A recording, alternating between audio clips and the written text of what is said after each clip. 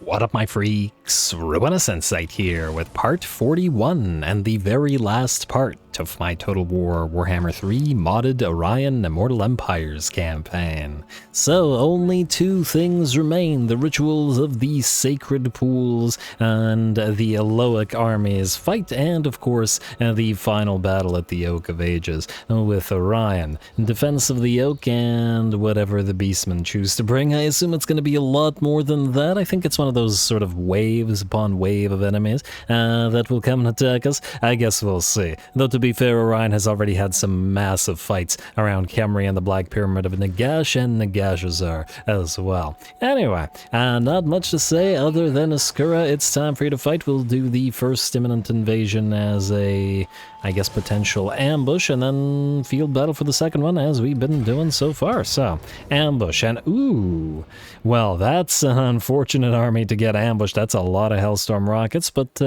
if they bring similar kinds of Hellstorms to the next fight, then, well, we'll have to be a little bit more careful. Let's see how quickly our War Dancers rip the enemy apart. 90 melee attack on them now. Pretty darn solid. Go.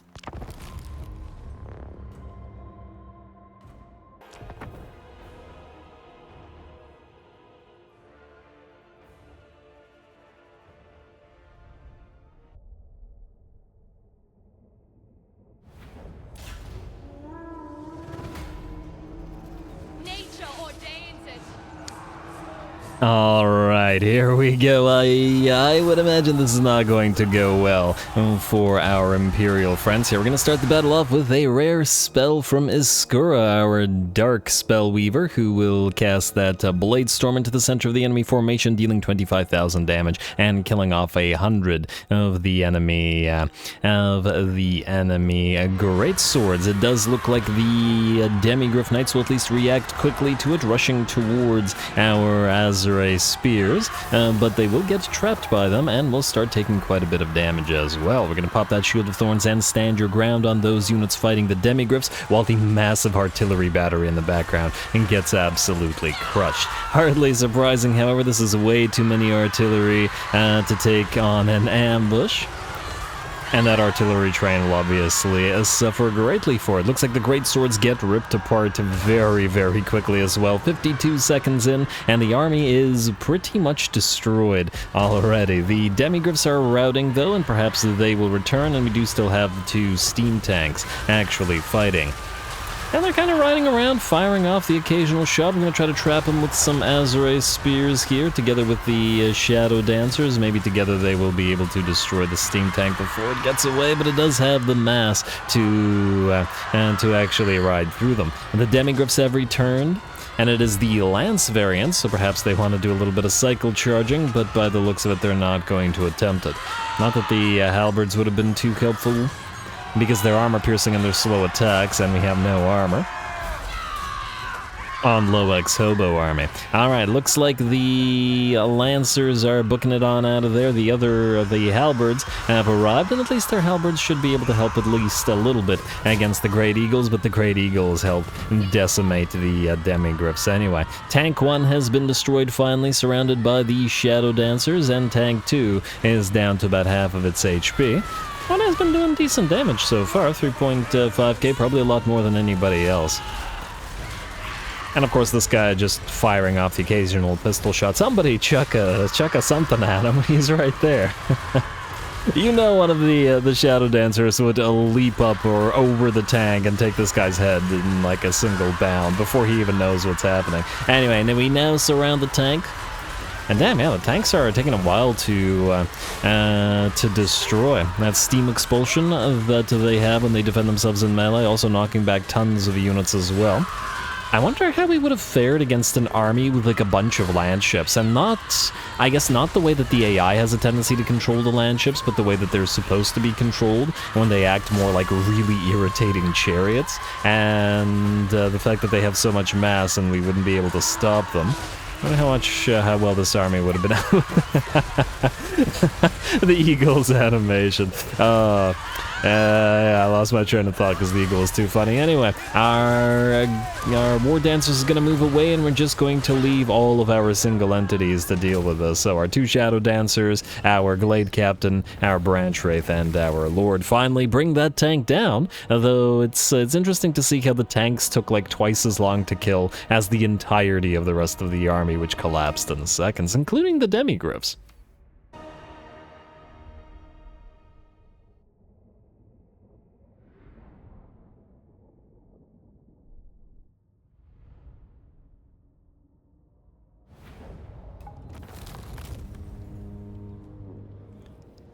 Alright, there we go, and yeah, that was pretty much as horrifyingly effective as we expected that one to be. The poor artillery battery that was pretty massive in this enemy army wasn't able to do much, though I was impressed with the steam tank's performance. 6.3k damage and 4k damage. Took a while to bring both of them down. Great swords got ripped to shreds both by Iskura and her magics, as well as all of the war dancers. Oh, one of the twin blades got the most kills, though probably the most damage. Also by the looks of the most damage, other than of course the Loex Tricksters, but they have the advantage of the armor-piercing weapon damage and weapon strength offered by that Razor Standard. Anyway, we'll abduct those captives. And we'll wait the turn for the last of the invasion, last of the ritual armies to spawn. Plus well, I guess we have to chase these guys down anyway. Well, I guess we'll level next turn, right? Right. Skip, and turn.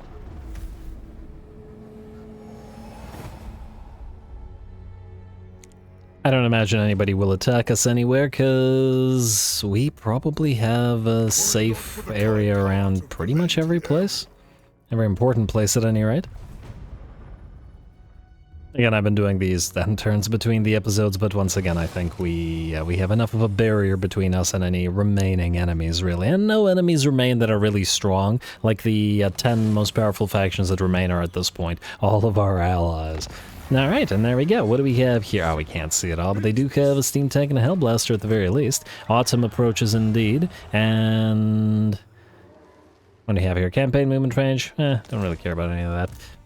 We got, what, 4 more turns of the Wild Hunt as well. Good for that. You. Kill this. And auto-resolve it. Hopefully this doesn't actually kill up any of our units. 6 lost. Hopefully 0 lost. Alright, it looks like we're okay. Then, if we can go into our stance and still attack them, that'll be swell. Scroll of Stone will attack you in a second. Ooh, tons of demigryphs and at least a little bit in the way of artillery. Nice. We'll level you up.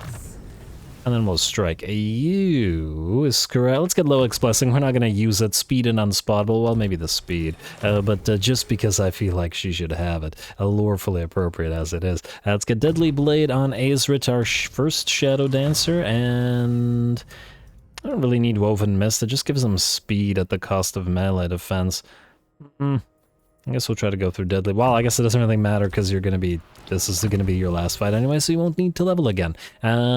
Katra, you're gonna go for Tempered Rigor so that you can be a little bit more of a fighter. Frankly, I probably should have gone for Tempered Rigor over Birch, though melee attack plus 10 and weapon strength plus 20 is pretty darn solid. And the branch rates do hit really, really hard. The other thing I wanted to see was this. Orion. Alright, you can't use the World Roots. I was thinking maybe we should send him on up to grab the Sword of Cain for the Shrine of Cain, but frankly, we don't really need to. Let's finish the campaign with the Spear of Kurnos instead. We don't need the Sword of Cain. It's not like we're gonna have any trouble. To the Oak of Ages, my friend, then you will hit the battle there very shortly. Actually, you'll hit it this turn, which is lovely. Iskura. Spellweaver of Athel Loren. Fight.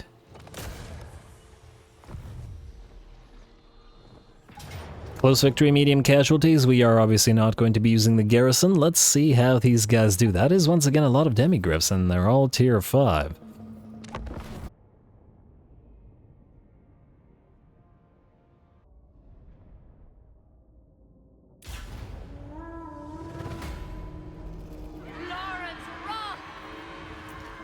Alrighty, Loren's Wrath indeed. Here we go, not an ambush this time around, and a pretty nice little army. We got 6 demigryphs, one of which has already lost 2 of its number, I believe, due to a arrow of Kurnos smashing into it. But anyway, the deployment is going to be a little bit different here because it's not an ambush, and, well, we do still have to be wary of those demigryphs. They hit pretty darn hard, and to a lesser degree, I would say, the artillery. Unfortunately for the enemy, this is a jungle map, and thus we have all of these trees to our advantage. In fact, if we really wanted to be, mean, we could have not deployed these guys out here at all, kept every single unit in the trees where the artillery would be relatively useless and where the demigryphs would be severely debuffed. We will take the advantage of the trees on the left flank, however, where we have deployed 4 of our Azrae spears led by Aezrit, our first Shadow Dancer, and they will all hopefully fight the demigryphs here in the trees where they will be debuffed. Our main line of Blade Singers and Twin Blade War Dancers will head directly through the trees and slightly open areas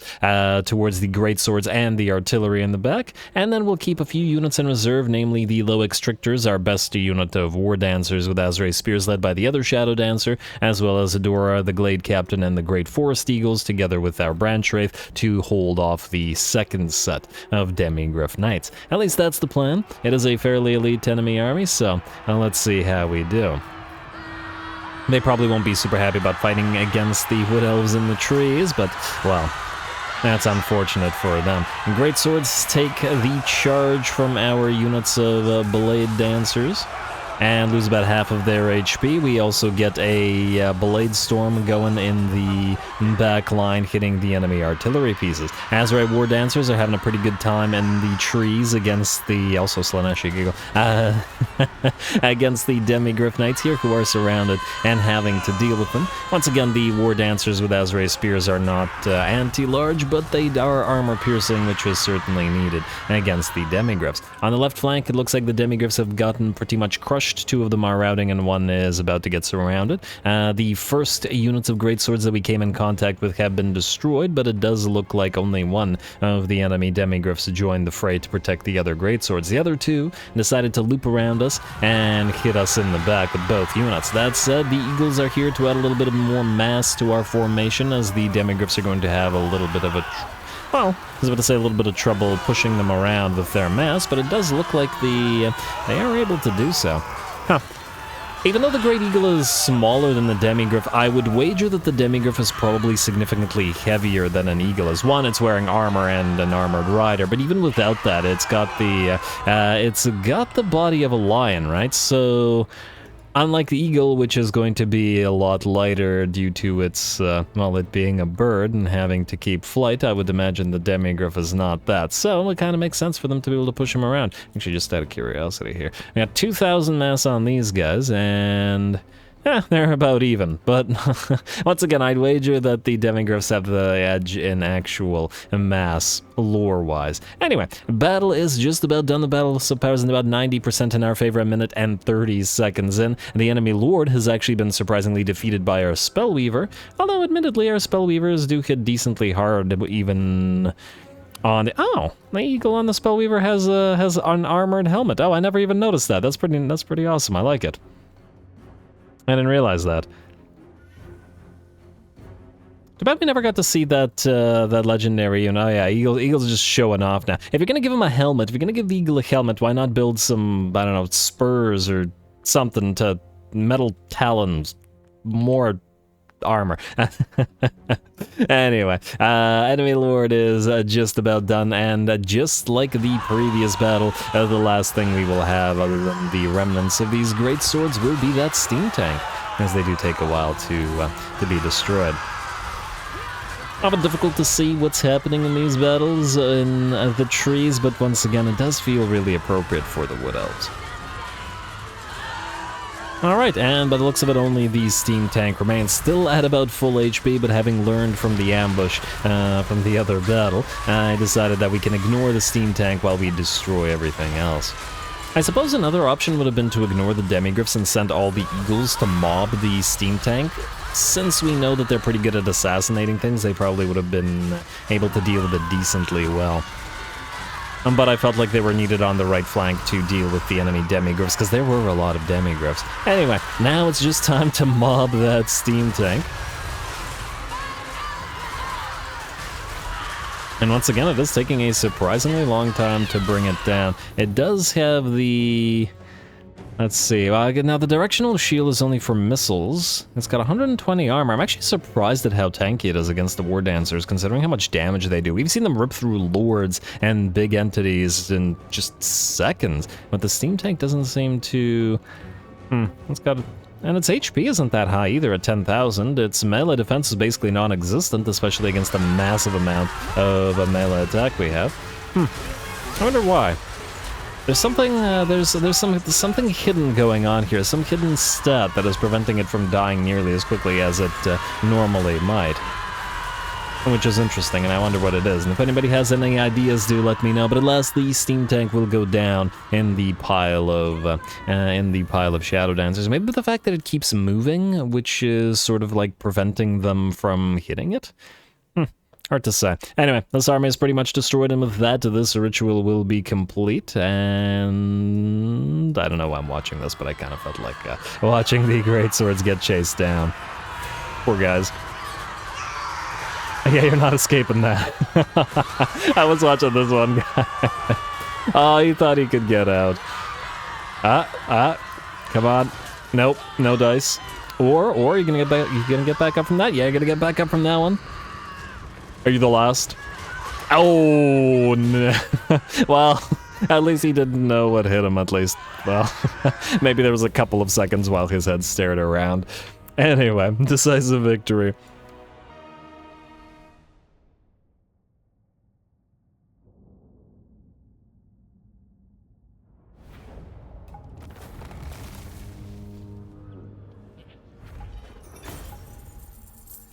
Alright, very, very nice. Despite the fact that the Demigryph Knights charge directly into, well, the Azrae Spears, mind you, but they don't have anti-large, but they are spears. But anyway, despite that they charge them directly, still the Demigryphs were unable to get a single kill. Very, very impressive. And of course, the Azrae Spears did fight the Demigryphs in the forest, which disadvantaged the Demigryphs due to the large unit debuffs that they got. Fantastic work from Iskura, and the named units in this particular army are Glade Captain, I forgot everybody's names, or you can't see them here. Anyway, we are going to, it really doesn't matter because we're going to chase them down in a second, assuming. Oh, please don't tell me you moved too far away. I mean, I suppose it doesn't really matter, but okay, fine. I guess we can end the turn. Anyway, Catra, Andorra, Dance Macabre, Loix Kiss, and of course the Loix Tricksters, a regiment of renown with the named units in this particular army as well. We bid them farewell, though of course they'll auto-resolve this little remnant of an army next turn. And just for completionism's sake, we'll end the turn, then we'll hit the last battle with Orion next turn. And the defense of the yoke. It's been a while since I fought that one. I feel like all of the times that I fought it has generally been with piles of ranged units, and I remember them running out of ammunition, but I guess with Orion's army that isn't really going to be a possibility. I mean, sure, he does have units that can run out of ammunition, but by and large, he's using melee units. But then again... I mean, last time I played it with Draika and Durthu, so neither of them would have had a lot of range units. Oh, please don't tell me you're out of range now. No, we're okay. Destroy. And we're probably going to take some losses to the auto-resolve. 79, obviously much more so than the actual battle, but... And there we go. With that, the last of the rituals is complete. I mean, technically it does still have the clock, so we still have to, we would still have to build this, but A, it doesn't do anything, and B, it's the principle of the thing, and C, the long victory condition is actually to complete, I want to say 6 out of 8 rituals or something like that. Oh, 8 out of 10 rituals? Whatever. Either way, we have all of the ritual rebirths ritual of rebirth's complete, and now just the battle for the oak. So Orion, that's you, my friend. For once, we're not going to teleport into one of these battles. We're going to walk directly into it. And I even picked up the Nemesis crown once again. Fledgling crown, mind you, but just a teensy bit more damage for the army, and just for fun. And yes, Morgur will be there, Kazarek will be there, Malagor will be there, and they left out Wheaties boy. That's mean. Alright, but anyway. Maybe there's more coming, and that we can't see here. I guess Torox was probably added. Yeah, he was added after the after this battle was created, wasn't he? Which probably explains why he's not going to be there. Well, either way, final battle, here we go.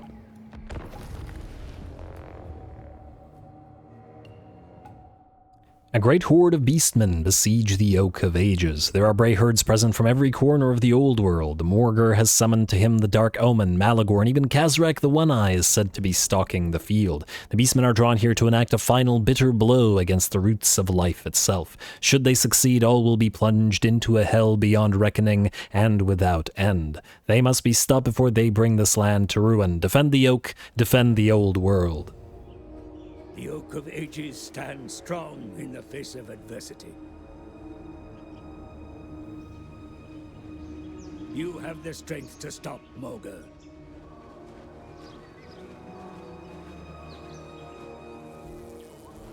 Let the horn of Ruinous blast one last time in triumph, and rid the world of these foul creatures forever.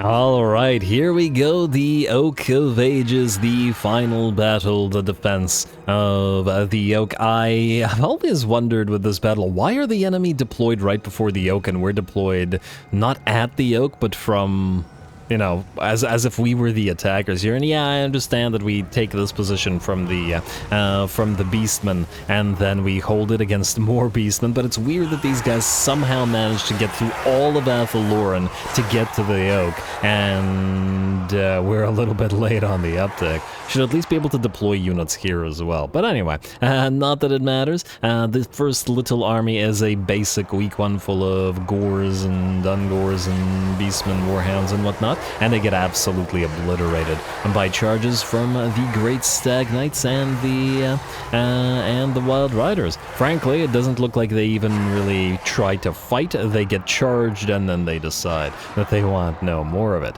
Next up, it looks like the first of the Beast Lords has arrived. The real Beast Lords, the legendary Beast Lords. Malagor the Dark Omen will lead surprisingly few Harpies. I assume some Harpies are coming. Towards us, I was expecting a little bit more in the way of flyers, Malagor. Come on now.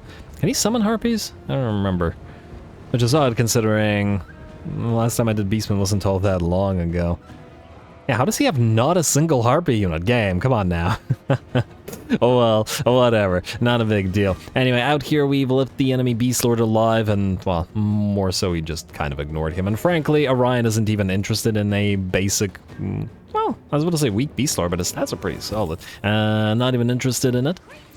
And we'll head towards Malagor to fight him instead. We're going to start the battle against this guy's army by actually hosing them down with arrow fire, both from our dual-shot units of Hawk Riders as well as our Sisters of the Thorn. Though their massive armor-piercing damage is wasted on this, at least their lethal poison is not. Hounds of Ruinous will activate through the line of enemies, probably dishing out a decent bit of damage, and gotta get that spell going in this last fight at least a few times, because frankly we haven't been really using or relying upon it lately.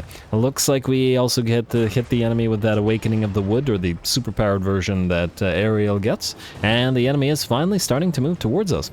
All under fire, of course, and we've kept the Great Stag Knights and our melee troops back, and just waiting to charge on in. And there we go, Beastmen go flying. We do start taking a little bit of arrow fire from the enemy range units, but let's see, we got 10% missile, 5% physical and 55% awards, so 70% resistance to enemy missile fire, effectively. And especially considering the Ungors don't do a lot of damage missile-wise, I don't expect them to be all that threatening to this. Out here, it looks like Malagor is moving towards us. We're going to pop the Prey of Anathrema on him and just start taking shots at him. With Orion, I was hoping that he would actually land, but since he decided not to do so, the old Spear of Kurnos should be able to bring him down. There we go, and we're even getting a few extra shots. There we go from our flyers and our Waystalker. Down goes Malagor, and the first of the Beast Lords, the legendary Beast Lords, will fall. On his heels, or on his wings, I suppose, Kazarak arrives, surprisingly, leading a bunch of harpies. Why? And Malagor had a bunch of warhounds as well. Okay, I sorry, somebody screwed this up, because Kazarak was probably supposed to lead that first army, and Malagor was probably supposed to lead the second, because it makes no sense that Kazarak has harpies when they're sort of Malagor's unit, and Malagor had doggos in piles, which are Kazarak's unit. What is going on here? Anyway, not that it matters over much to us, I suppose. One beastman is much like any other, soon to be a pile of bloody, I don't know, dismembered bits on the ground. Orion will charge directly towards Kazarak, heedless or ignoring all of the other units in Kazarak's army. Kazarak doesn't seem to want to engage Orion, unfortunately, but I guess we're just going to have to force him to do so. Prey of Anathrema, which we now have on Orion as well, will stop Kazarak. Kazarak takes his first blow and suffers about, second blow, suffers about half of his HP and damage, and by the looks of it, he's not going to survive much longer as he drops down to a third of his HP. And Orion hunts him down through his entire army. Down goes Kazarak in his chariot, never having gotten a single blow off. That said, Kazarak's army is moving deeper towards our territory. He does have a bunch of Centaurs that he's brought, and we're going to have to chase them down. Ooh, love this little blob or line of bucks or stags that we got going here. Man, those great stags are huge. It's almost like, it's like a line of army ants that destroy everything in their path. This is kind of what it is reminding me of for some reason. Especially when they're not, like, traveling in a big sort of, in a big blob, but rather a smaller line like this. Alright, bounce power's at about 90% in our favor, but that doesn't really matter because the enemies will just keep on coming, at least until we've defeated Morgar, I imagine.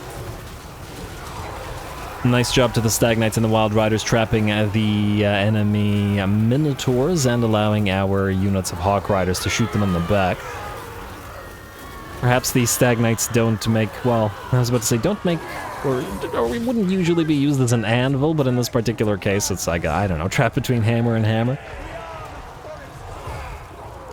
Or a spear and spear, I suppose. Down go the Minotaurs, down go the Bestigors, down goes the Beastman Giant, and Morgar is on the field now. The last of the third of the Beast Lords. And on top of that, we have defeated Malagor. We are about to defeat Kazarak. We have defeated Malagor. We were about to defeat Morgar. We have defeated Kazarak, but you know who we haven't defeated yet?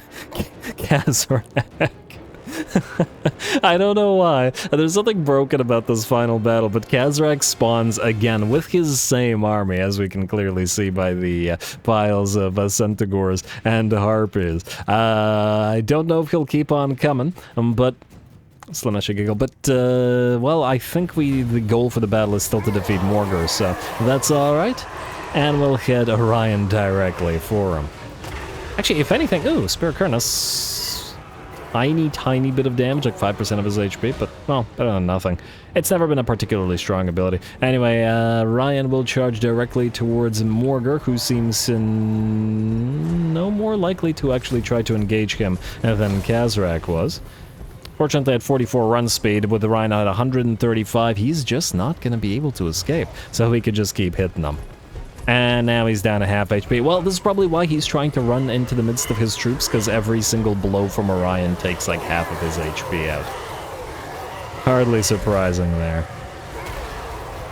Alright, a couple more hits and Morgar will be down. We got that Prey of Anathrema on cooldown again. Oh, how'd you miss a point-blank shot with that Spear of Kurnus? Come on, Orion.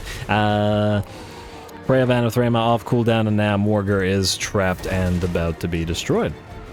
Oh, Prey of Anathrema's already up. But we do hit him again, and he is regenerating a little bit. In the meantime, ooh, looks like we took a little bit of damage on one of our Hawk units, and Ariel is holding against a pile of enemies. I'm just going to give Ariel a chance to actually fight rather than killing all of this for her, while we deal with Morgar. Actually, if anything, it's not Kazarak that should have come back twice, it's Morgar that should have come back twice, because Morgar is essentially immortal. Or he dies and then he comes back. He is a manifestation of chaos, and yeah, it would have actually made sense for him to be that. Anyway, our Bucks once again ride over the vast majority of the enemy army, though it looks like Kazarak is moving back in. Decent pile of chaos spawn from Morgar, of course, because that's his signature unit. At least he has his signature unit with him. And back here, chaos spawn are chasing around our Sisters of the Thorn, but have no chance of catching them. Though it does look like one of our units, our Waste Stalker, takes a bit of damage here. Gets surrounded by more chaos spawn and Ungors. But it is nice to see the Waste Stalkers in melee, especially since they look pretty awesome with this mod. And their melee stats when they have Tempered Rigor are pretty solid as well, even with the debuffs. Anyway, unlike Ariel, we're going to bail out the Waste Stalker, smashing into the enemy here. I do believe Kazarak is done, and we will try to end the battle off with Ariel and Orion once again fighting back to back, holding back the tide of chaos spawn that are left behind by Morgar. Probably, perhaps, his blood spilling on the ground and just, you know, somehow infecting things and causing chaos spawn to appear. That seems appropriate as well. Oh, and we use Word of Pain on the... I think it's the only time, or one of the few times I've used it in this campaign. It hasn't really been needed. Melee defense, minus 49, melee attack, minus 49, 0-0 on the stats of one of the two units of Chaos Spawn.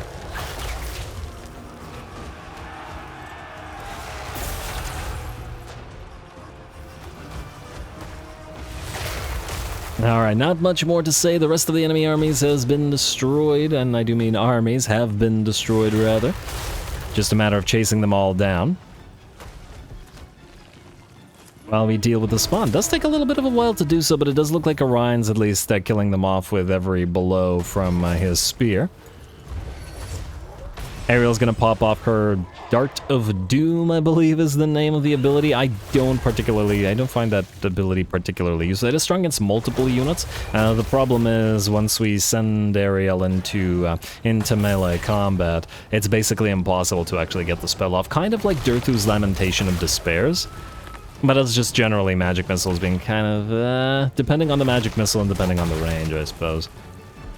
You can get a lot more mileage out of Blue Fire than you would Lamentation of Despairs, let's face it. Anyway, looks like the last of the Chaos Spawn go down, and the King and Queen in the Woods stand triumphant. Just as we defeat the last of the Chaos Spawn, reinforcements arrive in the form of a tree man and some treekin and some stuff. I don't remember what it said anymore, like, the forest spirits have arrived to help you or something like that. It's just like, oh, thanks. All the enemies are already gone. But anyway, there we go. The final battle is complete. The Oak is defended. The Beastmen threat is no more. And the campaign is ours.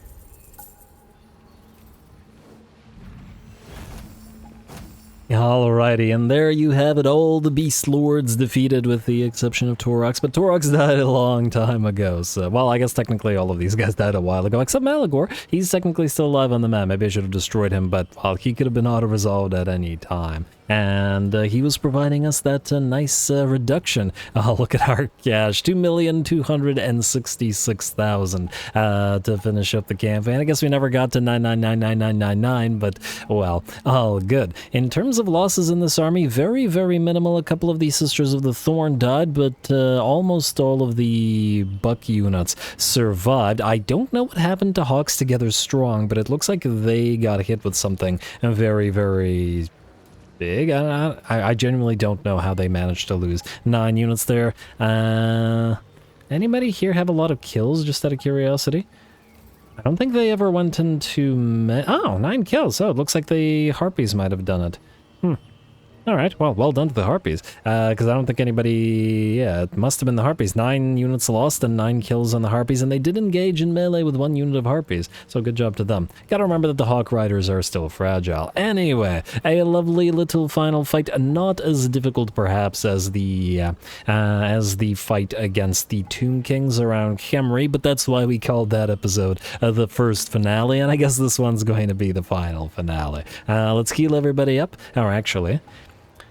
because it'll pop the long victory. One last time, Wild Hunters of Kurnus, Oscore, a few bucks, the Buckaroos, the Hooves of Justice, Lost Sylvan Knights, Sky Hunters, Hawks Together Strong, Jasgrippen, and Band of Hawks were our named units. Nearly 100,000 damage on Orion, very, very solid. Love to see him fighting back-to-back with Ariel at the end there. 32k damage on the Sisters of the Thorn as well, and at... basically 69k damage. The Hooves of Justice, by the looks of it, carry the day with the most amount of damage.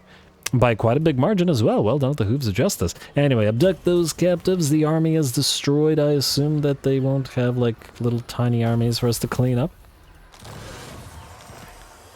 Oh. We do get the... Oh, yay, beast attack against beastmen. That's lovely. The Morgur trait is nice as well, but there we go. Oh. Oh, I did read this, good.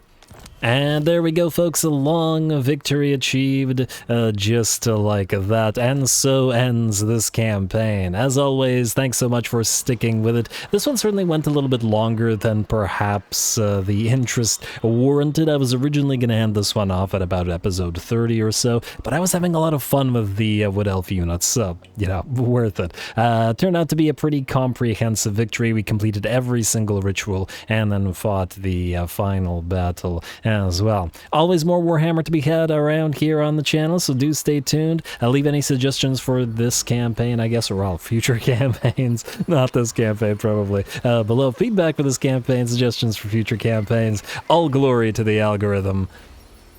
And thanks for watching.